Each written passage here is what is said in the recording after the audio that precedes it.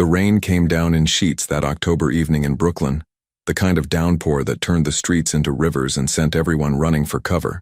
The neon sign of Rosie's Diner flickered weakly against the storm, its pink glow barely visible through the curtain of water streaming down from the dark sky. Inside, the warm yellow lights created a small island of comfort in the cold, wet darkness that had settled over the neighborhood.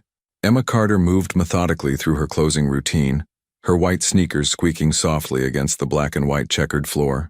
At 27, she had the kind of tired beauty that came from too many double shifts and not enough sleep.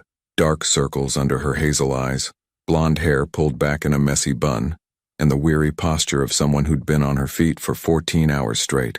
Her pale blue uniform dress, standard issue for Rosie's Diner, had coffee stains on the hem and a small tear near the pocket that she kept meaning to fix but never had time for.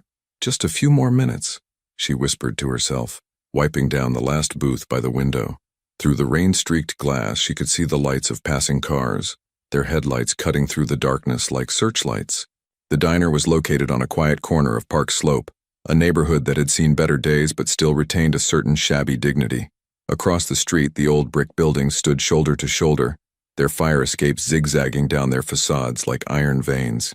Emma had worked at Rosie's for 3 years now, ever since she'd moved to Brooklyn from her hometown in Ohio. The diner wasn't much, just a long counter with red vinyl stools, 8 booths with cracked leather seats, and a jukebox in the corner that hadn't worked in years. But it was hers in a way. She knew every crack in the ceiling, every stubborn stain on the floor, every quirk of the ancient coffee maker that sputtered and hissed like an angry cat.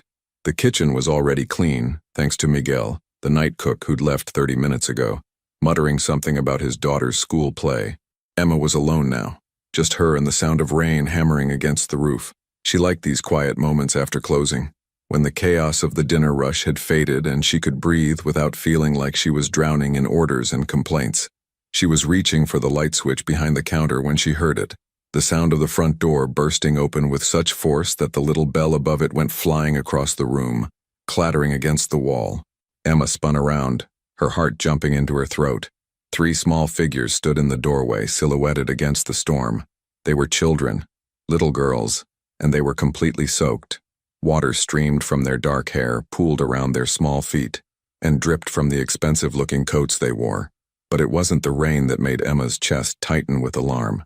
It was the terror in their eyes. The 3 girls couldn't have been more than 5 years old, and they were identical. Triplets, Emma realized with a jolt. They had the same heart-shaped faces, the same large, dark eyes, the same trembling lips. And they were crying, not the tantrum crying of overtired children, but the desperate, gasping sobs of pure fear. "Please," the girl in the middle choked out, her voice breaking. "Please help us." Emma's training, her exhaustion, her plans to go home and collapse into bed, all of it evaporated in an instant. She vaulted over the counter with an agility that surprised even her sneakers hitting the floor with a soft thud, and rushed to the children. "Oh my God, sweethearts, what happened?" Emma dropped to her knees in front of them, not caring that the water from their clothes was soaking into her uniform. "Are you hurt? Where are your parents?" The girls didn't answer. Instead, they moved as one, throwing their small arms around Emma and burying their faces in her shoulders. Their bodies shook with cold and fear, and Emma could feel their rapid heartbeats against her chest like the wings of trapped birds. "It's okay. It's okay," Emma murmured, wrapping her arms around all 3 of them. "You're safe now. I've got you."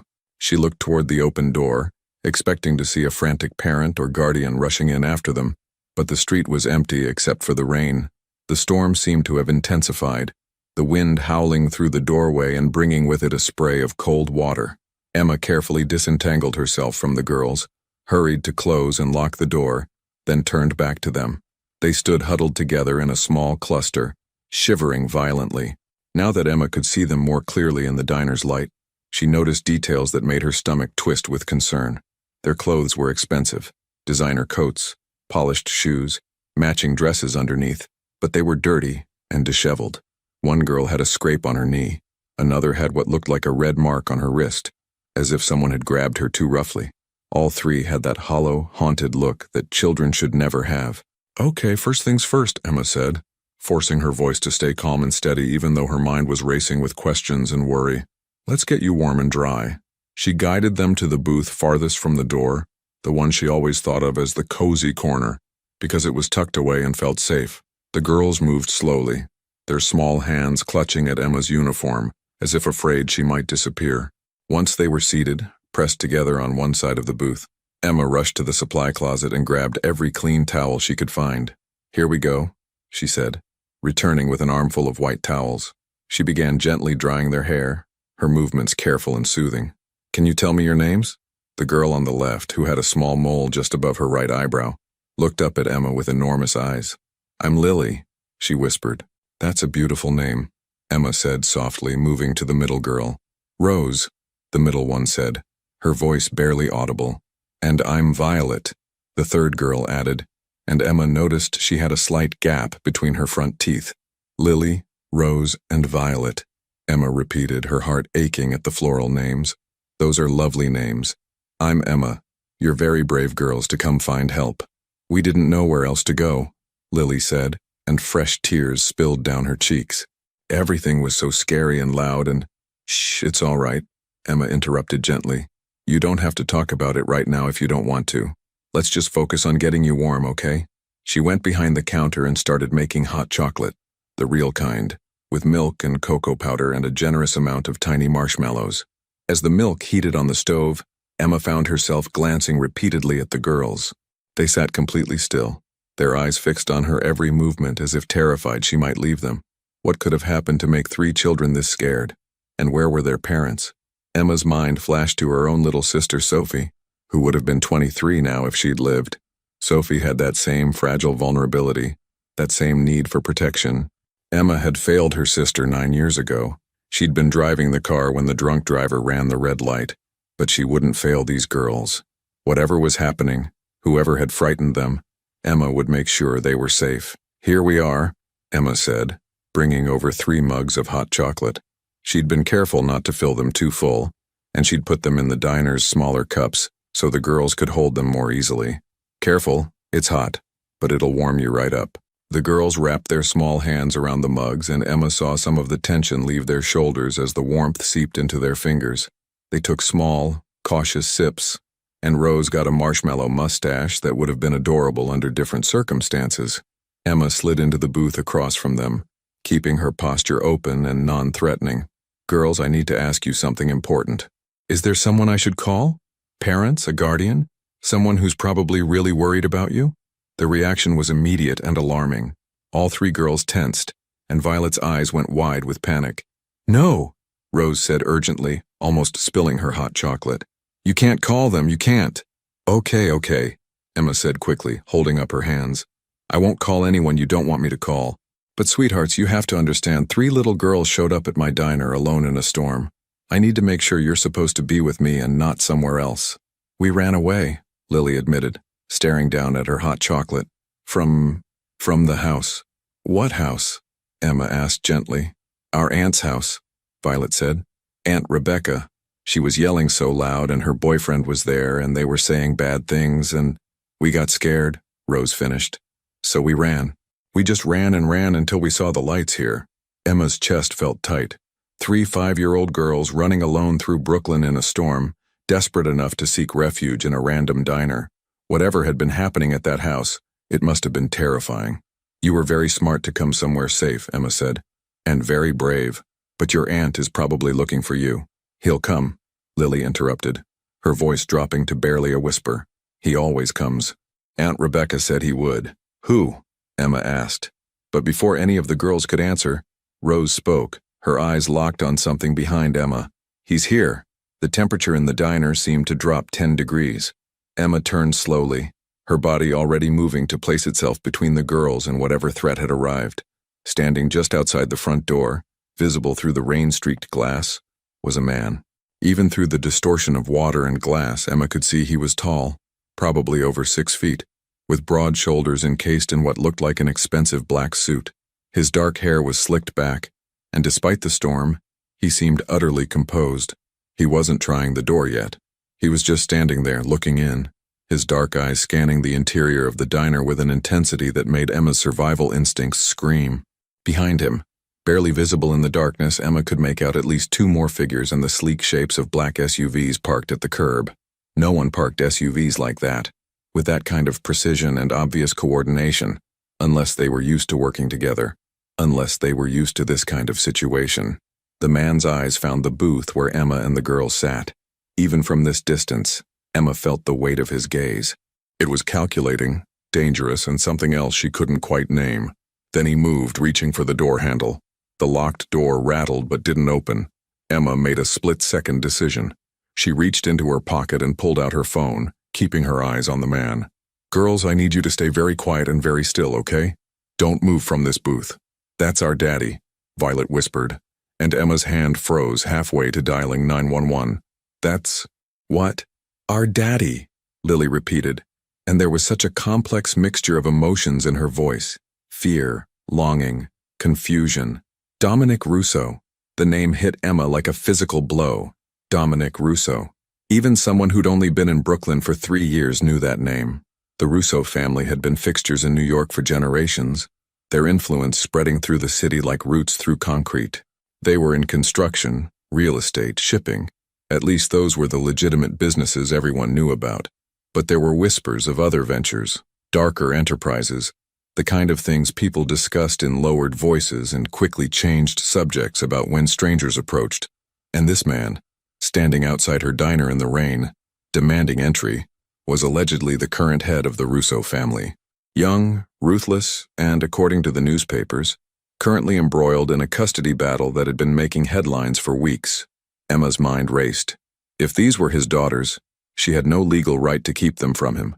But the terror in their eyes when they'd burst through her door, the way they'd clung to her, the marks on their skin, something wasn't right here. Something had made 3 children afraid enough to run into a storm, away from their own father. The man outside pulled out a phone and Emma's cell buzzed a second later. An unknown number. She answered, her voice steady despite her racing heart. "Open the door." His voice was deep, controlled, with the kind of quiet authority that suggested he was used to being obeyed instantly. "I don't think I will," Emma said, her free hand finding Rose's shoulder in a protective gesture. "Not until I know what's going on here." There was a pause on the other end of the line. Emma could practically hear him recalibrating, adjusting to the unexpected resistance. "Those are my daughters. I have legal custody. Open the door, or I'll open it myself. Then you'll be breaking and entering into a private business," Emma said, surprised by her own courage. "And I'll call the police." "The police won't help you," he said, and there was no threat in his voice, just a statement of fact that somehow made it worse. "I own half of Brooklyn. Those officers you'd call, I went to school with them, I've known them for 20 years, they know who I am and they know those are my daughters." "Then you have nothing to worry about if I call them," Emma countered. "Right?" Another pause. Emma could see him through the glass, his jaw tightening. Behind her she heard one of the girls, Lily she thought, whimper softly. "Miss?" he prompted. "Carter." "Emma Carter." "Miss Carter. I understand you're trying to protect them. I even appreciate it. But this is a family matter and you're making it more complicated than it needs to be. Open the door." "Why are they afraid of you?" Emma asked bluntly. "Because Mr. Russo, I've seen a lot of kids come through this diner, and I've never seen any look as terrified as your daughters did when they came running in here." The silence that followed was different, heavier, weighted with something Emma couldn't identify. When Dominic Russo spoke again, his voice had changed subtly, the authority layered with something that might have been pain. "That's complicated and private, but I'm their father, and I've been looking for them for 2 hours. Their aunt called me in a panic. They ran out in the middle of a storm, Miss Carter. Do you have any idea how many things could have happened to them out there?" He had a point, and Emma knew it, but she also knew what she'd seen in those girls' eyes. "Then come in. Just you. Leave your associates outside, and we'll talk about this." She could see his shoulders tense, see the barely controlled frustration in the set of his jaw. He was a man used to giving orders, not negotiating with diner waitresses. But after a long moment he nodded. He turned to the men behind him, said something Emma couldn't hear, then faced the door again. Emma took a deep breath, looked back at the girls one more time. They were watching her with a mixture of hope and fear, then walked to the door. Her hand shook slightly as she turned the lock. The moment the door opened, Dominic Russo stepped inside. and Emma realized that seeing him through glass had not prepared her for the reality of his presence. He was younger than she'd expected, probably in his early 30s, with the kind of sharp, angular features that would have been handsome if they weren't set in such a hard expression.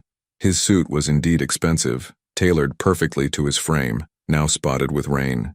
His eyes were dark, almost black in the diner's lighting, and they swept the room with the practiced assessment of someone trained to identify threats. Those eyes landed on Emma, and she felt evaluated, catalogued, and judged in the span of a heartbeat.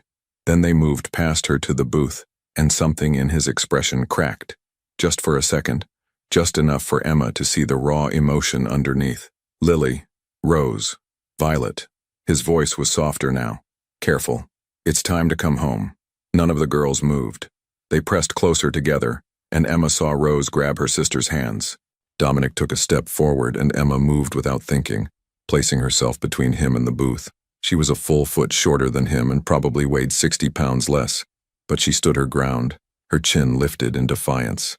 "Stop," she said. "You're scaring them more." For a moment, Emma thought he might simply push past her. She could see the muscles in his jaw working, see the calculation in his eyes. But he stopped, his hands clenching and unclenching at his sides. "They're my daughters," he said again, but this time there was a crack in the armor, a note of desperation, of pain. "I would never hurt them." "Then why are they afraid?" Emma challenged. "Why did they run? Why are there marks on their skin?" His eyes flashed with something, anger, but not at Emma. At himself? At the situation? "Those marks aren't from me. They're from their aunt's boyfriend, who grabbed them when they tried to leave. I've been searching for them since Rebecca called. Do you think I wanted them out there? In a storm? Running through streets they don't know in a neighborhood that isn't safe after dark?" Emma wanted to believe him. There was genuine anguish in his voice, genuine fear for his children. But she'd learned the hard way that people could lie with emotion in their voices. Sophie's boyfriend had sounded devastated when he'd apologized for the bruises, too. "Girls?" Emma said, not taking her eyes off Dominic Russo. "Is this your father?" "Yes," came the small chorus of voices. "Do you want to go with him?" The silence that followed was devastating. Emma could hear the rain, the hum of the refrigerator behind the counter, the distant sound of traffic. But from the booth, there was only silence. Finally, Lily spoke, her voice trembling. "Daddy's always angry, and Aunt Rebecca said he doesn't want us. She said we're in the way. She said, that's not true." Dominic's voice was raw, and Emma saw his hands shaking. Actually shaking. "That's not, God, that's not true. Lily, Rose, Violet, look at me, please." Slowly the girls looked up. Emma watched Dominic Russo, this man who reportedly controlled a criminal empire, this man who had intimidated her moments ago, dropped to his knees on the dirty diner floor. He was eye level with his daughters now, his expensive suit soaking up water from the floor, his composure completely shattered. "Your Aunt Rebecca lied to you," he said, and his voice broke on the words. "I do want you. I've always wanted you, and I know I haven't been the father you deserve. I've been angry and distant, and I've made so many mistakes. But I love you, all three of you, more than anything in this world." "But you're never there," Violet said, tears streaming down her face. "You're always working. You didn't come to our birthday. You didn't come when Mommy—" Her voice broke, and the grief that filled the diner was palpable. Emma felt her own eyes burning with tears. She'd read about this in the papers. Dominic Russo's ex-wife had died in a car accident 6 months ago. The custody battle for the triplets had been ongoing ever since. "I know," Dominic said, and there were tears in his eyes too now. "I know, baby, and I hate myself for it. Your mother, when she died, I didn't know how to be what you needed. I thought if I worked hard enough, if I kept everything running smoothly, if I protected you from a distance, that would be enough. But it wasn't, and I'm sorry. I'm so sorry." Emma stood frozen, watching this moment unfold. This wasn't what she'd expected. This wasn't the cold, calculating mob boss the newspapers portrayed. This was a broken man, a grieving father, someone who'd lost his way and was desperately trying to find it again. "Miss Carter," Dominic said, looking up at her. The vulnerability in his eyes was startling. "I understand why you don't trust me. I understand why they don't trust me. But I'm asking you, please, let me take my daughters home. Let me prove to them that I can do better, that I will do better." Emma looked at the girls. They were watching their father with such conflicting emotions: fear, longing, hope, uncertainty. These were children who'd lost their mother, who'd been shuttled between an absent father and a neglectful aunt, who'd been through more trauma in 5 years than most people experienced in a lifetime. "I have a proposition," Emma heard herself say, and everyone looked at her in surprise, including herself. "The girls stay with me tonight. Here upstairs I have an apartment above the diner. Tomorrow morning at 9 a.m. you come back. Bring proof of custody. Bring references, bring whatever you need to show me you're serious about being their father. And if the girls want to go with you, then they can." "That's not," Dominic started, rising to his feet, but Emma cut him off. "That's the deal. Take it or leave it. Because right now, Mr. Russo, I don't care how much of Brooklyn you own or how many connections you have. These girls need time to process everything that's happened tonight. They need to feel safe, and rushing them out into the storm with a father they barely know isn't going to accomplish that." Emma could see him struggle with it, could see the alpha male impulse to simply take what was his, balanced against the dawning realization that she was right. The girls needed time. They needed to feel in control of something in their chaotic lives. "You could take them by force," Emma continued quietly. "You could intimidate me, threaten me, override everything I'm saying. But is that the kind of father you want to be? Is that what you want them to remember about tonight?" Dominic Russo closed his eyes. When he opened them again, the dangerous edge had returned, but it was tempered now with something else. Respect, maybe, or resignation. "Fine," he said, "but I have conditions. One of my men stays outside all night. For protection, not surveillance. This neighborhood isn't as safe as you might think." "Agreed," Emma said. "And I want to see where they'll be sleeping. I want to make sure it's safe, clean, appropriate." "Also agreed. And at 9 a.m. tomorrow, I'm coming back. And Miss Carter, if anything happens to them while they're in your care—" "Nothing will," Emma said firmly. "I promise you that." He studied her for a long moment, and Emma had the unsettling feeling she was being thoroughly analyzed, her every micro-expression catalogued and assessed. Then, slowly, he nodded. 9 a.m., he repeated. He turned to his daughters. "Girls, I want you to listen to Miss Carter tonight, okay? And tomorrow we're going to talk, really talk, about everything. And I'm going to prove to you that you can trust me again." "Okay, Daddy," Lily said in a small voice, and something in Dominic's expression broke all over again. He moved toward them, slowly, and when none of them pulled away, he carefully wrapped his arms around all three. It was awkward. He clearly wasn't used to this kind of physical affection, but it was also achingly tender. Emma had to look away, the intimacy of the moment too raw. When Dominic Russo finally stood and walked to the door, his eyes were red, but his jaw was set with determination. He paused at the threshold, looking back at Emma. "Thank you," he said quietly, "for protecting them, even from me." Then he was gone, stepping back into the storm. Through the window, Emma could see him talking to his men, see them disperse except for one who took up position near the black SUV. Then Dominic himself climbed into the vehicle and drove away, his taillights disappearing into the rain. Emma locked the door and turned back to the girls. They were watching her with enormous eyes, and suddenly the weight of what she'd just done crashed down on her. She'd just inserted herself into the middle of a custody dispute involving one of the most powerful families in New York. She'd just promised to protect 3 traumatized children overnight. She'd just gone toe-to-toe with a man who could probably make her life very difficult if he wanted to. But when she looked at Lily, Rose, and Violet, still huddled together in that booth with their hot chocolate, she knew she'd made the right choice. "All right, girls," Emma said, forcing brightness into her voice. "How about we go upstairs, get you into some warm pajamas, and figure out where everyone's sleeping, and maybe we can watch a movie? I have a whole collection of princess movies." "Can we watch all of them?" Rose asked tentatively. "We can watch as many as you want," Emma promised. "It's going to be an adventure, a sleepover adventure." As the girls climbed out of the booth and reached for her hands, Emma sent up a silent prayer that she hadn't just made a terrible mistake. But when Violet squeezed her hand and smiled, the first genuine smile Emma had seen from any of them, she felt a warmth in her chest that had been absent since Sophie died. Maybe this was her second chance. Maybe this was her opportunity to protect someone the way she hadn't been able to protect her sister. Or maybe this was the beginning of something much bigger than she could possibly imagine. Outside, the storm continued to rage, and somewhere in Brooklyn, Dominic Russo sat in his car, staring at his phone and wondering how a single waitress had managed to do what no one else had done in 2 years. Make him question everything about the man he'd become. Tomorrow, Emma thought, as she led the girls upstairs to her small apartment.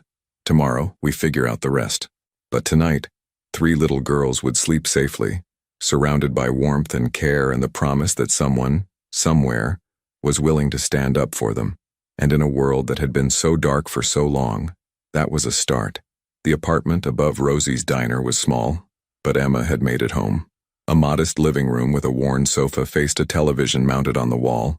The kitchen was barely bigger than a closet, but it was clean and organized.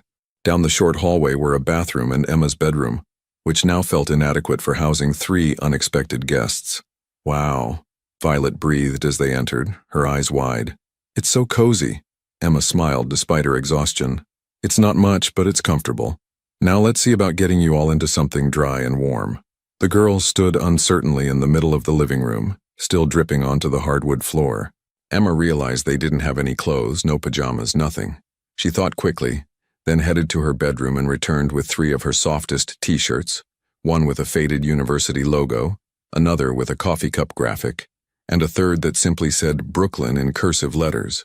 These will be like dresses on you, Emma said, but they're clean and warm. How about you all change in the bathroom and I'll make us some popcorn? 20 minutes later, the triplets were curled up on Emma's sofa, drowning in her oversized shirts, with blankets tucked around them. Their hair was still damp but brushed, and their small faces were finally starting to lose some of that haunted look. Emma had found an animated movie about a princess and a dragon, and the girls were watching it with the kind of intense focus that suggested they were trying very hard not to think about anything else. Emma stood in the kitchen, watching them from over the counter as she prepared popcorn on the stove. Her mind was racing. What had she gotten herself into? She'd essentially kidnapped 3 children from one of the most powerful men in Brooklyn. Well, not kidnapped exactly. He'd agreed to the arrangement, but still, tomorrow morning would bring a reckoning of some kind. Her phone buzzed in her pocket. She pulled it out, expecting it to be Sarah, her best friend and fellow waitress, but the number was unknown. Against her better judgment, Emma answered. Miss Carter. It was Dominic Russo's voice, quieter now, less authoritative than it had been in the diner. I wanted to make sure they got upstairs safely. They did, Emma said, keeping her voice low so the girls wouldn't hear. They're watching a movie right now. Mr. Russo, are they eating? Do they need anything? Food? Clothes? Medicine? I can have anything delivered within the hour. The concern in his voice was genuine, Emma realized. This wasn't a performance. We're making popcorn right now. For tonight, they're fine. Tomorrow we can talk about the rest. There was a long pause. Emma could hear traffic in the background on his end, the sound of the city at night. I need you to understand something, Miss Carter. Those girls, they're everything. They're all I have left of her. Her? Emma asked, though she already knew. My ex-wife, Sophia. His voice roughened on the name. We divorced 3 years ago. She couldn't handle the life I was born into, the expectations, the dangers that came with the family name. I understood. I even agreed with her. But I thought if I gave them space, if I kept my distance, they'd be safer. I thought I was protecting them. Emma leaned against the counter, the phone pressed to her ear. What changed? Sophia died. Car accident. 6 months ago. Some drunk driver ran a red light in Manhattan. The pain in his voice was raw, unfiltered. She was gone instantly, and suddenly these 3 little girls who barely knew me became my responsibility. I was their father, but I'd been absent for so long that I was practically a stranger to them. That must have been terrifying, Emma said softly. For all of you. I didn't know what to do. My work, the family business, it demanded so much time. I had meetings in the middle of the night, situations that required my immediate attention, problems that couldn't wait. So I thought, Sophia's sister Rebecca offered to take them. She lived in a nice house in Queens, she wasn't working, she seemed like the logical choice. Temporary until I could get everything organized. Emma's chest tightened. But it wasn't temporary. No. Rebecca kept finding reasons why the girls needed to stay longer and God help me, I let it happen. I told myself they were better off with her, that they needed a woman's influence, that I couldn't be what they needed. But the truth is, I was afraid. I was afraid I'd fail them the way I'd failed their mother. From the living room, Emma heard one of the girls laugh at something in the movie. It was a small sound, fragile, but it was there. She wondered if Dominic could hear it too. "Mr. Russo, can I ask you something honestly?" "Dominic, please." And yes. Why were they so scared of you? Those girls were terrified when they ran into my diner. If you would never harm them, why that level of fear?" The silence that followed was so long that Emma thought he might have hung up. But then he spoke, and his voice was barely above a whisper. "Because I'm always angry. Not at them, never at them. But they don't understand that. They see me on the phone, handling problems, dealing with the business, and my voice gets hard and my face gets cold and I become him. I become my father, the man I swore I'd never be." Emma closed her eyes. She understood, perhaps more than he realized. Her own father had been a good man who'd brought his work stress home, who'd snapped at dinner and brooded through weekends. It had taken Emma years to understand that his anger wasn't about her, that she wasn't the cause of his unhappiness. These girls were only 5. They couldn't make those distinctions yet. "And Rebecca?" Emma prompted. "She poisoned them against me." The anger was back in his voice now, sharp and bitter. "I didn't realize it at first. But over the past 6 months, every time I visited, the girls were more distant. They wouldn't talk to me, wouldn't look at me, flinched when I tried to touch them. Finally, 2 weeks ago, Lily let something slip. She said, 'Aunt Rebecca says you don't want us anymore.' When I confronted Rebecca about it, she denied everything. But I knew. I started the custody proceedings immediately." "What happened tonight?" Emma asked. "Why did they run?" "Rebecca called me at 7 p.m., hysterical. Said the girls had disappeared, that she'd looked everywhere. I mobilized everyone I could, searched the neighborhood, questioned people. It took me 2 hours to track them to your diner. 2 hours of not knowing if they were safe, if someone had taken them, if they were lying hurt somewhere." His voice broke. "Do you have any idea what that feels like, Miss Carter? To know your children are out there in danger and you can't find them?" "Emma," she said quietly. "Call me Emma. And no, I don't have children. But I had a little sister once. And I failed to protect her. So I think I understand some of what you're feeling." She hadn't meant to share that, but it slipped out, carried on a wave of empathy for this complicated, broken man on the other end of the line. "What happened to her?" Dominic asked, his voice gentle now. "Car accident 9 years ago. I was driving." Emma swallowed hard. "A drunk driver. Just like with your ex-wife. Some coincidences are too cruel to be anything but fate's sick joke." "I'm sorry," Dominic said, and he sounded like he meant it. "I'm sorry, Emma." They stood in silence for a moment, 2 strangers connected by shared grief and the presence of 3 sleeping children. Emma looked over at the girls. Rose had fallen asleep against Lily's shoulder, and Violet was fighting to keep her eyes open, her small body curling into the cushions.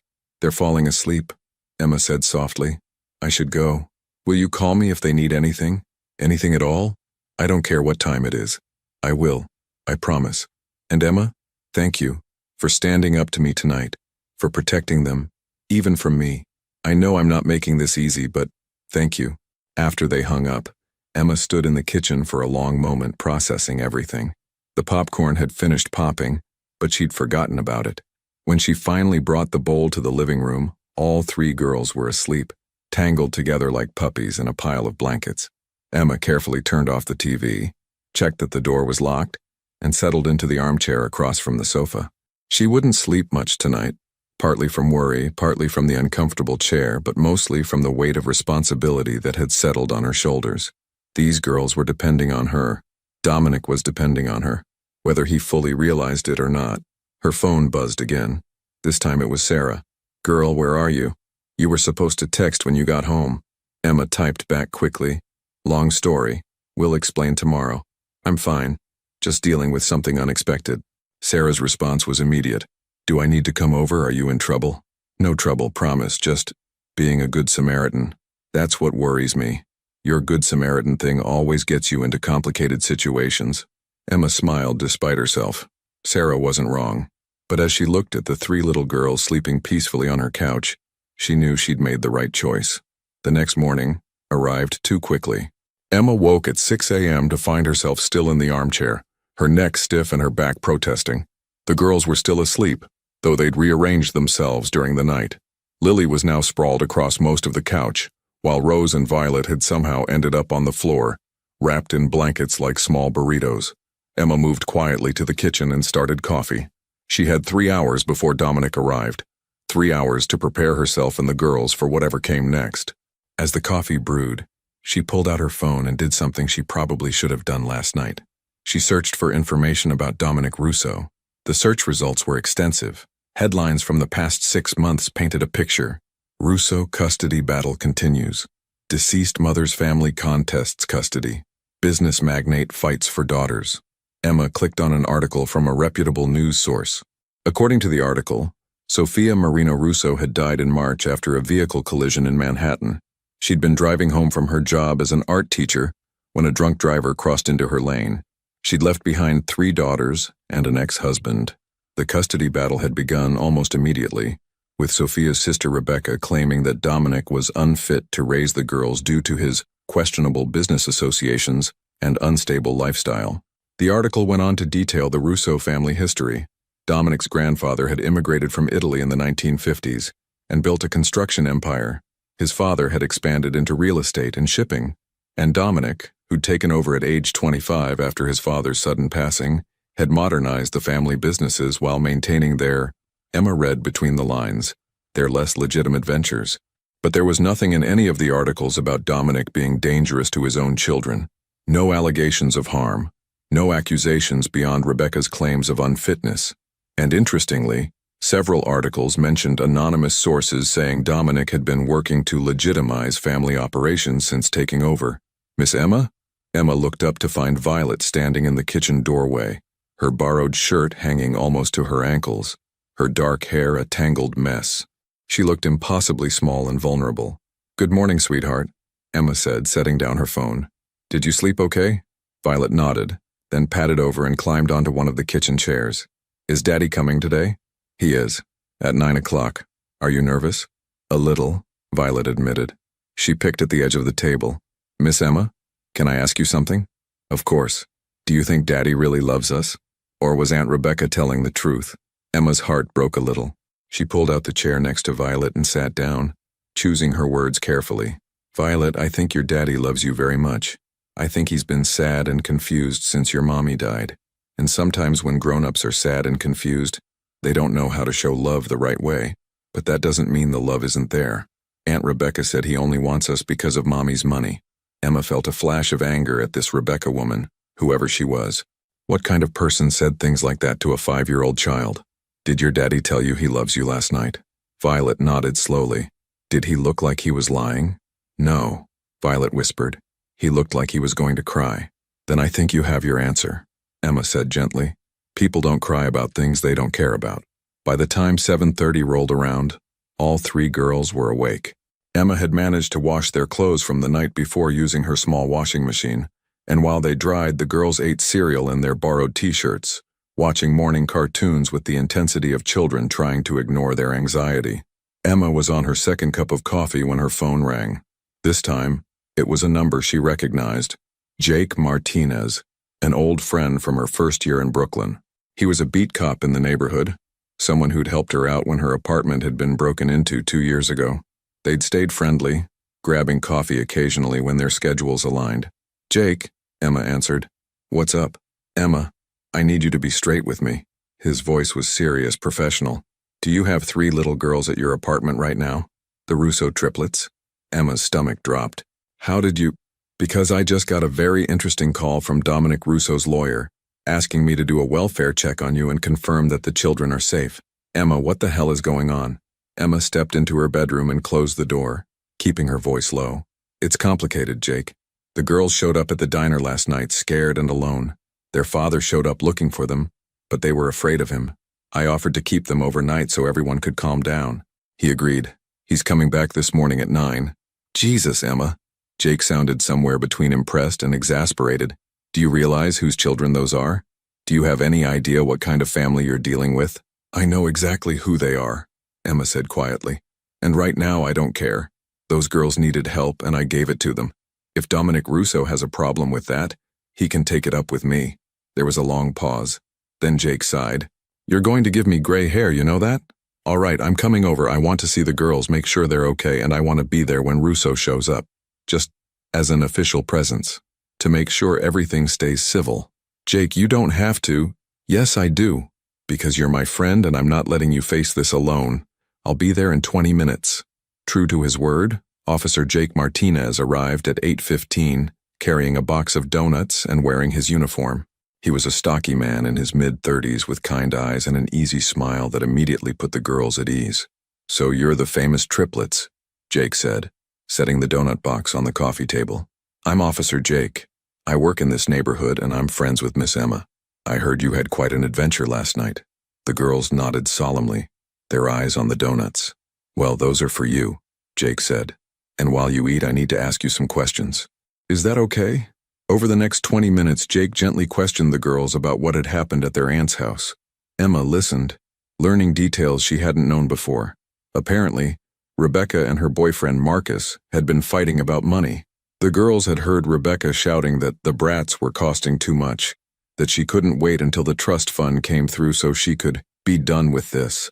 Marcus had said something about getting rid of them sooner rather than later, which had terrified the girls. When Rose had accidentally knocked over a vase while trying to sneak away, Marcus had grabbed her wrist and yelled at her. That's when all three girls had run. Jake's expression grew darker as the story unfolded. He took careful notes, his professional demeanor never slipping, even as Emma could see the anger in his eyes. "Girls," Jake said when they finished, "you did exactly the right thing by running somewhere safe, and Miss Emma did the right thing by helping you. But I want you to know that you're safe now, okay? We're going to make sure nothing scary happens to you again." At 8:55, there was a knock at the door. Emma's heart jumped and she saw all three girls tense. Jake stood up, his hand resting casually on his belt in a gesture that Emma recognized as professional caution. "It's okay," Emma said, more to herself than to anyone else. She walked to the door and looked through the peephole. Dominic Russo stood in the hallway, but he looked different than he had last night. He was still wearing an expensive suit, navy blue this time, but his hair was slightly disheveled and there were dark circles under his eyes that suggested he hadn't slept.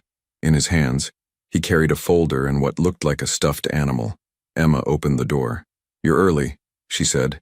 "I couldn't wait," Dominic admitted. His eyes moved past her, searching for his daughters. When he saw Jake in his police uniform, his expression tightened. "Officer, Mr. Russo," Jake said evenly. "I'm here in an unofficial capacity, just making sure everything proceeds smoothly. I appreciate your concern." Dominic's voice was polite but cool. "But this is a family matter. It became a police matter when 3 children ran away in fear," Jake countered. "So let's all stay calm, stay civil, and focus on what's best for the girls." Emma could feel the tension crackling between the two men, both territorial in different ways. She stepped between them, literally, and gestured to the living room. "Why don't we all sit down, girls? Your father is here." The triplets sat together on the couch, pressed close to each other. Dominic moved slowly into the room, as if approaching wild animals that might spook. He sat in the armchair Emma had occupied all night across from his daughters, and for a moment he just looked at them. "Hi," he said finally, his voice soft. "Did you sleep okay?" 3 small nods. "I brought you something." He held up the stuffed animal. Actually, Emma realized it was 3 stuffed animals. Small teddy bears, each wearing a different colored ribbon. "I remembered that you used to have bears like these when you were babies. I thought maybe you'd like new ones." Lily reached out tentatively and took the bear with the purple ribbon. Rose took the pink one and Violet the blue. They held them carefully as if they might break. Dominic opened the folder he'd brought. "I have everything you asked for, Emma. Custody documents, proof that Rebecca's temporary guardianship has been revoked, letters from my lawyer, character references." He pulled out paper after paper, spreading them on the coffee table. "I also have this." He pulled out a photograph and Emma's breath caught. It showed a younger Dominic, maybe 27 or 28, with a beautiful dark-haired woman and 3 tiny babies. They were at a park, and Dominic was laughing, holding one of the babies above his head, while the other 2 were cradled by their mother. The joy in the photo was almost painful to see. "This was taken 5 years ago," Dominic said, looking at his daughters. 6 months after you were born. It was the happiest day of my life. I want you to know that. Having you 3 was the best thing that ever happened to me." "Then why did you leave?" Lily asked, her voice small and hurt. Dominic's composure cracked. Emma saw his hands shake as he set down the photograph. "Because I was stupid. Because I thought your mother and I wanted different things, and I thought the best way to love you was from a distance, where my life couldn't touch yours." or the things I had to do, the choices I had to make wouldn't affect you. But we wanted you there, Rose said, tears streaming down her face. We wanted our daddy. I know. Dominic's voice broke. I know that now, and I'm sorry. I'm so sorry. I can't change the past 5 years, but I can promise you this. I will spend every day for the rest of my life trying to be the father you deserve, if you'll give me the chance. Emma found herself crying too, despite her best efforts to remain professional and detached.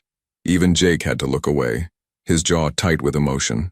Violet slid off the couch, still clutching her blue-ribboned bear. She walked slowly to her father, and Emma held her breath. Dominic held perfectly still, as if afraid any movement might scare her away. Can I ask you something, Daddy?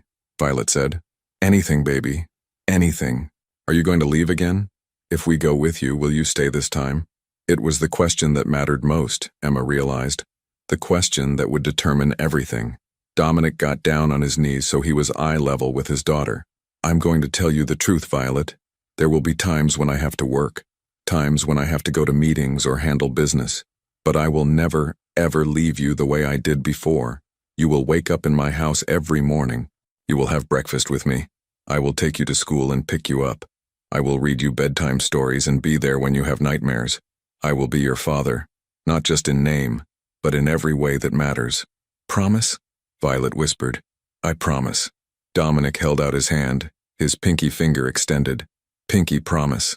Violet hooked her small finger around his, and something in the room shifted. Rose and Lily came to join their sister, and suddenly Dominic was surrounded by his daughters, all of them crying and hugging and trying to fit into his arms all at once. Emma turned away, giving them privacy in their moment. She found Jake watching her, a knowing look in his eyes. You did good, he murmured. This is how it should have gone. I hope so, Emma whispered back. After several minutes, Dominic gently disentangled himself and stood, his daughters holding onto his hands. He looked at Emma, and there was something in his expression, gratitude, respect, and something else she couldn't quite name. Thank you, he said, for everything, for protecting them, for giving me this chance. Take care of them, Emma said simply. That's all the thanks I need. I will. He paused, then added, if there's ever anything you need, Emma Carter, anything at all, you call me. He handed her a business card with a phone number handwritten on the back. That's my personal cell. It's always on, for emergencies, for questions, for anything. Emma took the card, feeling the weight of what he was really offering. A connection, a lifeline, a promise of protection if she ever needed it. As Dominic prepared to leave with the girls, helping them into their now dry clothes from last night, Emma felt an unexpected pang. In less than 24 hours, these 3 little girls had somehow become important to her. The thought of them walking out her door felt wrong, incomplete. Miss Emma? Lily tugged on her sleeve as they were leaving. Can we come visit you at the diner? I would love that, Emma said, crouching down to hug all 3 of them. Anytime you want. And you know what? Hot chocolate is always free for my favorite triplets. We're your only triplets, Violet giggled, which makes you automatically my favorites. Emma smiled. At the door, Dominic paused. This isn't over, you know. Rebecca will challenge the custody change. There will be hearings, probably a court battle. It could get messy. Then handle it, Emma said firmly. And in the meantime, be their father. That's all that matters. As they disappeared down the stairs, Jake let out a low whistle. Well, that was intense. You just became best friends with one of the most powerful families in Brooklyn. That's either the smartest or the stupidest thing you've ever done. Time will tell, Emma said. But as she closed the door and looked at her empty apartment, she couldn't shake the feeling that her life had just changed in ways she couldn't yet understand. Across the street, in a black sedan that had been parked there all night, a man lowered his camera. He'd captured everything. Dominic's arrival, the emotional reunion, the way Emma had orchestrated it all. He pulled out his phone and dialed. It's me, he said when someone answered. You were right. The waitress is the key to getting to Russo, and I think I know exactly how to use her. He ended the call, started the engine, and drove away slowly, leaving behind nothing but tire tracks in the morning rain. Emma wiped down the counter at Rosie's diner for what felt like the 100th time that afternoon. The lunch rush had ended an hour ago, and now the diner sat in that familiar mid-afternoon lull, with only 2 customers, Mr. Peterson reading his newspaper in booth 3, and Mrs. Chen working on a crossword puzzle at the counter. The bell above the door chimed and Emma looked up out of habit. Her face broke into a genuine smile. "Well, if it isn't my favorite customers," she said as Lily, Rose, and Violet came rushing through the door, their faces bright with excitement. "Miss Emma," they chorused, running to the counter. They'd grown comfortable with her over the past 2 weeks, visiting the diner almost every other day after their preschool program ended. Dominic followed behind them, looking significantly different than he had that first stormy night. He was dressed more casually today, dark jeans and a gray sweater instead of his usual suits. The permanent tension in his shoulders had eased somewhat, and when he smiled at his daughter's enthusiasm, the expression actually reached his eyes. "Hope we're not interrupting," Dominic said, sliding onto a stool while the girls climbed onto the ones beside him. "Never," Emma assured them. "Hot chocolate for the girls?" "Yes, please." Violet bounced excitedly on her seat. "And for you?" Emma asked Dominic. "Coffee, black, strong." He rubbed his eyes tiredly. "It's been a long day." As Emma prepared their drinks, she noticed the manila envelope Dominic had placed on the counter. Her stomach tightened. Over the past 2 weeks, those envelopes had become familiar, always containing legal documents, court notices, or updates about the custody situation. "Bad news?" she asked quietly, setting the hot chocolates in front of the girls with extra marshmallows.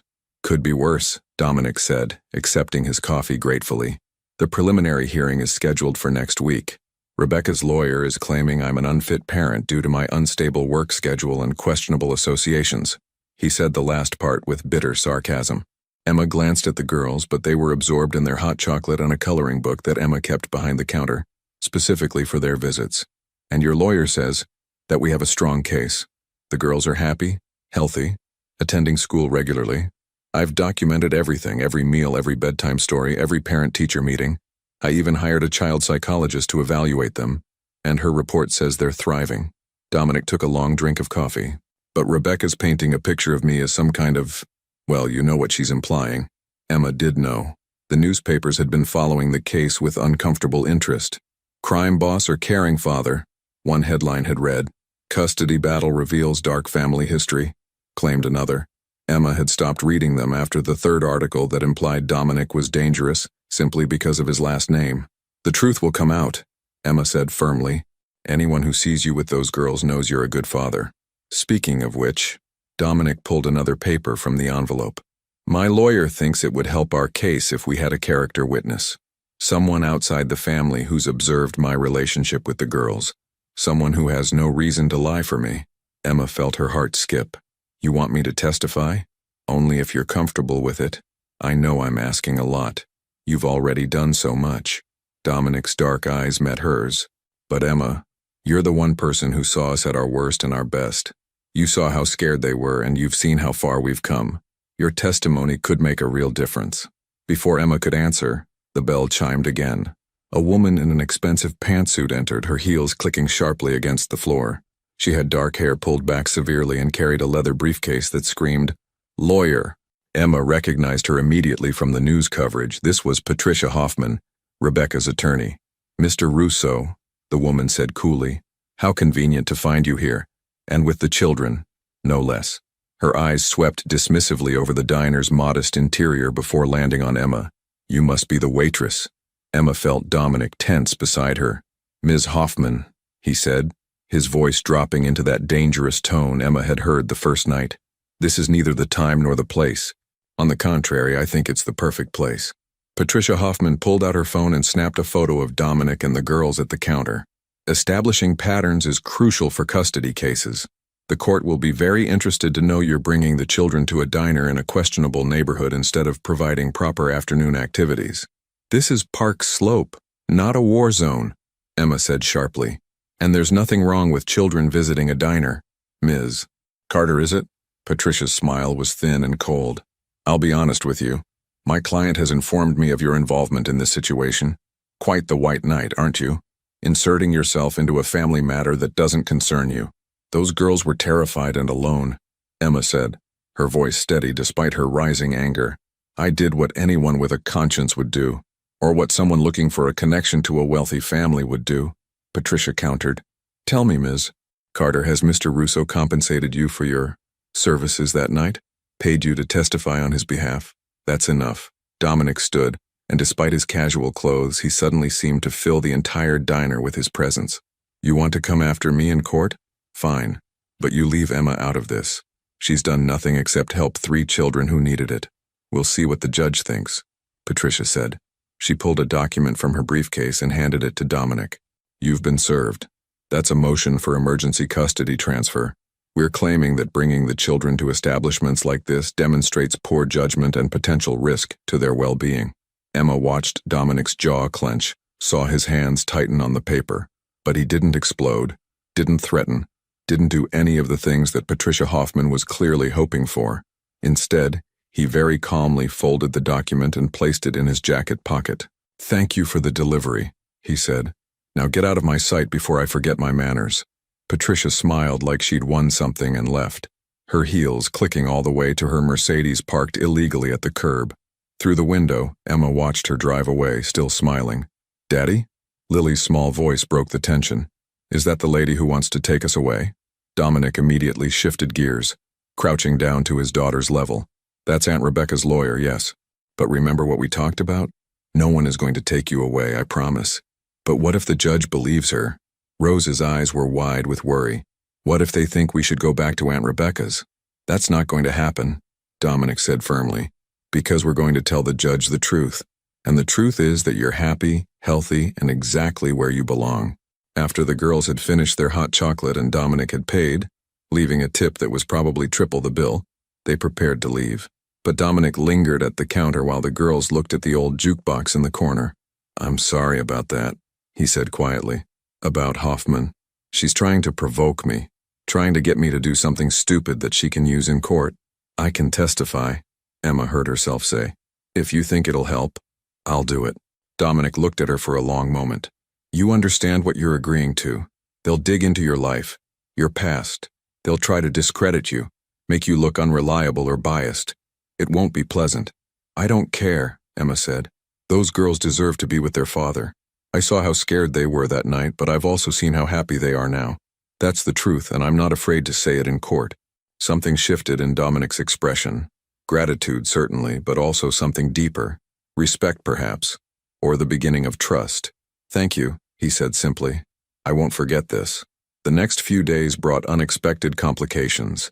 Emma arrived at the diner on Thursday morning to find her boss, Frank, waiting for her with a grim expression. Frank was in his 60s, a former Marine who'd run Rosie's diner for 30 years. He was usually gruff but fair, and Emma had never seen him look quite this uncomfortable. Emma, we need to talk, he said, gesturing to a booth. Emma's stomach sank. What's wrong? Frank pulled out a newspaper and slid it across the table. There, on page 6 of the local section, was a photograph. Emma and Dominic at the counter, the girls between them, all of them smiling. The headline read, Diner Waitress Caught in Russo Custody Battle. Emma scanned the article quickly. It detailed her involvement in the case, speculated about her relationship with Dominic, and included quotes from anonymous sources suggesting she was trying to ingratiate herself with the Russo family for financial gain. This isn't. Emma couldn't find words for her outrage. I believe you, Frank said. But Emma, you've got to understand my position. This diner is a neighborhood institution. We can't afford to be associated with controversy. I've already had 3 customers call this morning asking if it's true, if we're somehow connected to the Russo family. So what are you saying? Emma asked, though she already knew. I'm saying I need you to distance yourself from this situation. No more visits from Russo and his kids, no testifying in court. Just let it go, Emma. I can't do that, Emma said immediately. Those girls need someone on their side. Someone who isn't connected to all the family politics and power struggles. Frank sighed heavily. Then I'm sorry, but I can't keep you on staff. The diner's reputation is all we have, and I can't risk it. Emma felt like she'd been punched. You're firing me? For helping children? I'm firing you for bringing unwanted attention to my business, Frank corrected. But he looked miserable about it. I'll give you 2 weeks' pay and a good reference. But Emma, this is final. Walking out of the diner that afternoon felt surreal. Emma had spent 3 years here, had built friendships with regular customers, had made this place a second home. Now it was gone, because she'd chosen to do the right thing. She was sitting on the steps outside her apartment, trying to process everything, when a familiar black car pulled up. Dominic emerged, took one look at her face, and immediately knew something was wrong. "What happened?" he asked, sitting beside her. Emma told him everything. The newspaper article, Frank's ultimatum, her termination. Dominic's expression grew darker with every word. "I'll fix this," he said when she finished. "I'll talk to Frank, make him understand." "No," Emma interrupted. "That'll just make it worse. It'll look like you're using your influence to intimidate him. That's exactly what Rebecca's lawyer wants. Then I'll find you another job. Better pay, better hours." "Dominic, stop." Emma looked at him directly. "I don't want your charity. I don't want you solving my problems. I made a choice, and I'll deal with the consequences." He studied her for a long moment. "You're really something. You know that? Most people in this city would kill for the kind of help I'm offering." "I'm not most people," Emma said. "And besides, I'll be fine. I have savings. I'll find another job. What matters is that we focus on the hearing next week." About that, Dominic pulled out his phone and showed her an email. "My lawyer wants to meet with you tomorrow. Go over your testimony, prepare you for cross-examination. She's good, Emma, really good. She'll make sure you're ready." "Tomorrow works?" Emma said. "I've got plenty of free time now." Dominic smiled slightly at her dark humor, then grew serious again. "I need to tell you something. About Rebecca and Marcus, her boyfriend. My investigator's been digging into their finances. And there's a trust fund. $2 million that Sophia set up for the girls. Rebecca was named as trustee until the girls turn 18, but only if she has custody. If I have custody, the trustee role transfers to me." Emma felt understanding dawn. "So this whole custody battle isn't really about the girls at all. It's about money," Dominic confirmed bitterly. "It's always about money. My investigator found evidence that Rebecca and Marcus have been living off the trust's allowance, spending it on themselves instead of the girls. Vacations, a new car, expensive dinners. When I filed for custody, they panicked. Can you prove it? We're working on it. But bank records take time and the hearing is in 6 days." Dominic ran his hand through his hair in frustration. "I just need the judge to see the truth, that those girls belong with me, not with people who see them as a meal ticket." They sat in silence for a moment, watching the neighborhood come alive with the evening rush, people coming home from work, kids playing in the street, the normal rhythms of life continuing despite their personal dramas. "I've been thinking," Emma said slowly, "about what you said that first night, about being angry, about turning into your father." Dominic tensed. "What about it?" "You're not him," Emma said simply. "I never met your father, but I've watched you with those girls. You're patient. You're trying. You ask them about their day and actually listen to the answers. You let them paint your nails pink last Tuesday. I saw the photos Violet showed me." Despite everything, Dominic laughed. "That was a negotiation tactic. They wanted ice cream before dinner. I said no. They countered with nail polish. It seemed like the lesser evil. My point is, you're present, you're learning. That's what good fathers do." Emma looked at him earnestly. "So stop punishing yourself for not being perfect. Those girls don't need perfect. They just need you." Dominic met her eyes, and Emma saw something vulnerable there, something raw. "Thank you," he said quietly, "for seeing that, for believing it." Before Emma could respond, her phone buzzed. It was a text from an unknown number. "You should stay out of things that don't concern you. This is your only warning." Emma's blood ran cold. She showed Dominic the message and his expression immediately hardened. "That's Marcus," he said, "Rebecca's boyfriend. My security team has been tracking him. He's been following you." "What?" Emma's hand tightened on her phone. "For how long?" 3 days. I was going to tell you tonight. Offer you protection." Dominic's voice was tight with controlled anger. "Emma, these people are desperate. Desperate people do stupid things. So what do I do?" "You let me help you," Dominic said firmly.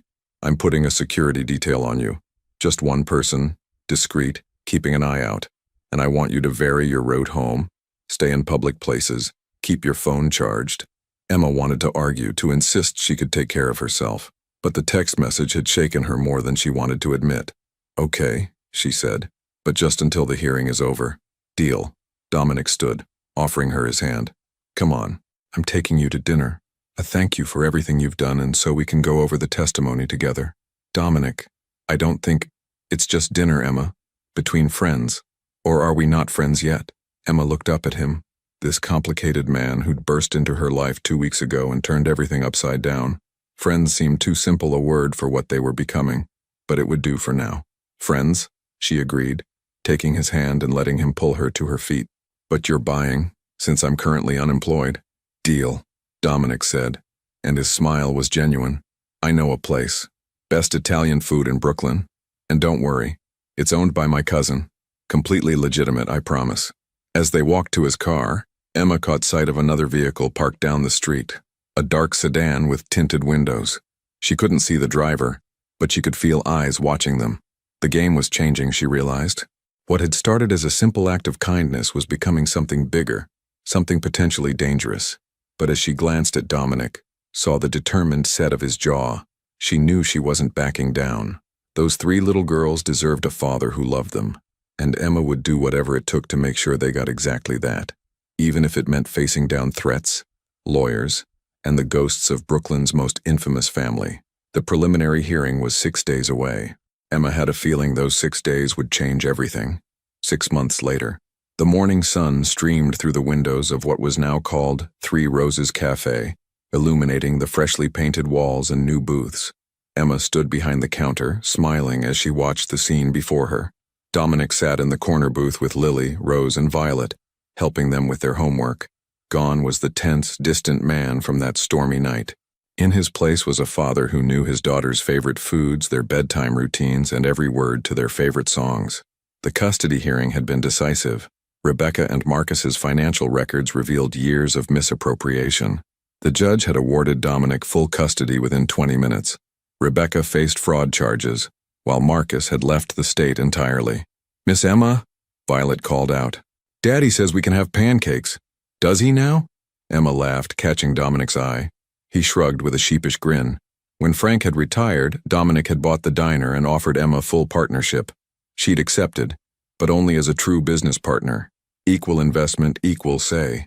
The cafe was thriving, a neighborhood gathering place where everyone was welcome. "Emma," Dominic said softly, as she brought over a fresh pot of coffee. "Thank you, for everything, for saving us that night." "You saved yourselves," Emma replied. "I just gave you the space to find each other again." Rose tugged Emma's sleeve. "Are you going to be our new mommy?" Emma and Dominic both froze, then laughed nervously. Their relationship had grown into something deep and meaningful. Whether it became romantic was a question for another day. "How about we start with best friend?" Emma suggested gently. "Works for me," Dominic said, his eyes warm. Outside, Brooklyn continued its morning rhythm. But inside 3 Roses Cafe, a new family had been born.